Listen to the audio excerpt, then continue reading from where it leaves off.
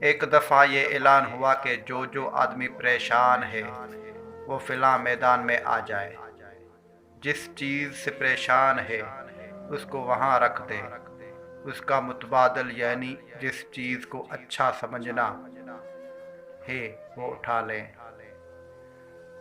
اس اعلان کو سن کر سب خوش ہو گئے اور مقررہ دن میدان میں پہنچ گئے۔ نمبر ایک آدمی شادی شدہ تھا، بیوی سے تنگ تھا، وہ بیوی کو چھوڑ آیا۔ نمبر 2، ایک کنوارا تھا، وہ بیوی کے بغیر ادھورا تھا، وہ بیوی کو لے کر آ گیا۔ نمبر 3، ایک آدمی کی اولاد نافرمان تھی، وہ انہیں چھوڑ کر آ گیا۔ نمبر 4، دوسرے کی اولاد نہیں تھی، وہ اولاد لے کر آ گیا۔ نمبر 5، ایک آدمی ٹی بی کا مریض تھا، ساری رات کھانستا تھا، وہ ٹی بی کو چھوڑ آیا اور شوگر لے کے آیا۔ نمبر 6، دوسرا جو شوگر کا مریض تھا وہ شوگر رکھ آیا اور ٹی بی لے آیا۔ اسی طرح سب خوشی خوشی واپس آ گئے اگلے دن۔ نمبر 1، شادی شدہ جو بیوی کو چھوڑ آیا تھا گھر آیا، رات ہوئی، نہ کوئی کھانا پکانے والا، نہ کسی نے بستر بچھا کر دیا، نہ کوئی چائے بنا کر دینے والا، تو کہنے لگا کہ چلو جیسے بھی تھی خدمت تو کرتی تھی۔ نمبر 2، جو غیر شادی شدہ تھا بیوی لے آیا، اس نے آتے ہی سامان کی لسٹ ہاتھ میں دے دی کہ یہ لے آؤ، فلاں لے آؤ۔ سارے پیسے خرچ ہو گئے، جیب خالی ہو گئی، کہنے لگا کہ میں تو بغیر شادی کے ہی ٹھیک تھا۔ نمبر 3، جو اپنے اولاد کو چھوڑ آیا تھا وہ بھی ایسے ہی پشیمان ہوا کہ جیسے بھی نافرمان تھے، کبھی کبھی حال چال ہی پوچھ لیتے تھے، کبھی کوئی کام ہی کر دیتے تھے۔ نمبر 4، جو اولاد لے آیا تھا بڑا خوش تھا، لڑکوں نے آتے ہی باپ کو لٹا کر مارنا شروع کر دیا، اب وہ بولا کہ میں تو ایسے ہی ٹھیک تھا۔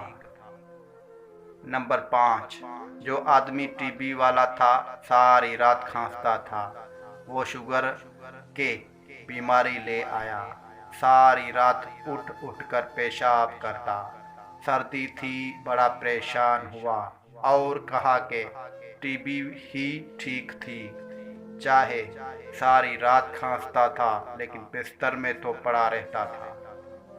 یہ بار بار کا اٹھنا، سردی میں جانا بڑا مشکل ہے۔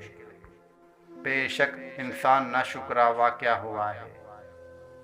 یاد رکھیے، اندھا دنیا کو دیکھنے کی، بہرا سننے کی، لنگڑا چلنے کی اور گونگا بولنے کی تمنا کرتا ہے، اور تم دیکھتے، سنتے، چلتے اور بولتے ہو، تو کون سی چیز تمہیں رب کا شکر بجا لانے سے روکتی ہے؟ اللہ کی ایک بڑی احسانوں میں سے ایک یہ بھی ہے کہ اس نے تمہیں مکمل بنایا، تو پھر کیوں نہیں کہتے الحمدللہ۔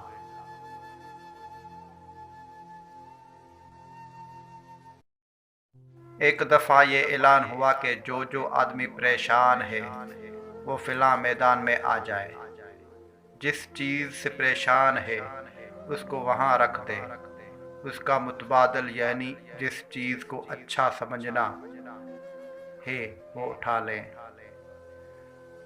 اس اعلان کو سن کر سب خوش ہو گئے اور مقررہ دن میدان میں پہنچ گئے۔ نمبر 1، ایک آدمی شادی شدہ تھا، بیوی سے تنگ تھا، وہ بیوی کو چھوڑ آیا۔ نمبر 2، ایک کنوارا تھا، وہ بیوی کے بغیر ادھورا تھا، وہ بیوی کو لے کر آ گیا۔ نمبر 3، ایک آدمی کی اولاد نافرمان تھی، وہ انہیں چھوڑ کر آ گیا۔ نمبر 4، दूसरे की औलाद नहीं थी, वो औलाद लेकर आ गया। नंबर 5, एक आदमी टीबी का मरीज था, सारी रात खांसता था। वो टीबी को छोड़ आया और शुगर लेके आया। नंबर 6, दूसरा जो शुगर का मरीज था वो शुगर रख आया और टीबी ले आया। उसी तरह सब खुशी खुशी वापस आ गए अगले दिन। नंबर 1, शादीशुदा जो बीवी को छोड़ आया था, घर आया। रात हुई, न कोई खाना पकाने वाला, न किसी ने बिस्तर बिछा कर दिया, न कोई चाय बना कर देने वाला। तो कहने लगा कि चलो जैसे भी थी खिदमत तो करती थी। नंबर 2, जो गैर शादीशुदा था, बीवी ले आया। उसने आते ही सामान की लिस्ट हाथ में दे दी कि ये ले आओ, फिला ले आओ। सारे पैसे खर्च हो गए, जेब खाली हो गई। कहने लगा कि मैं तो बगैर शादी के ही ठीक था।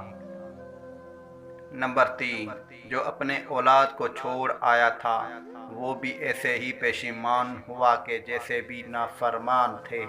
कभी कभी हाल चाल ही पूछ लेते थे, कभी कोई काम ही कर देते थे। नंबर 4, जो औलाद ले आया था बड़ा खुश था।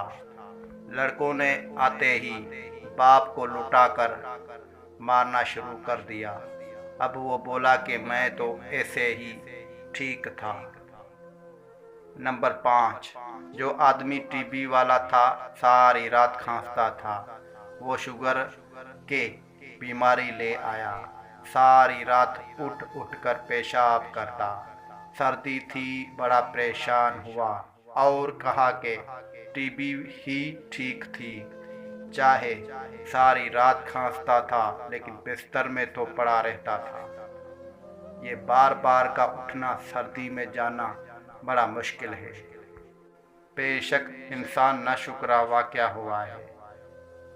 याद रखिए, अंधा दुनिया को देखने की, बहरा सुनने की, लंगड़ा चलने की और गूंगा बोलने की तमन्ना करता है। आओ तुम देखते, सुनते, चलते और बोलते हो, तो कौन सी चीज़ तुम्हें रब का शुक्र बजा लाने से रोकती है? अल्लाह की एक बड़ी एहसानों में से एक ये भी है कि उसने तुम्हें मुकम्मल बनाया। तो फिर क्यों नहीं कहते अल्हम्दुलिल्लाह।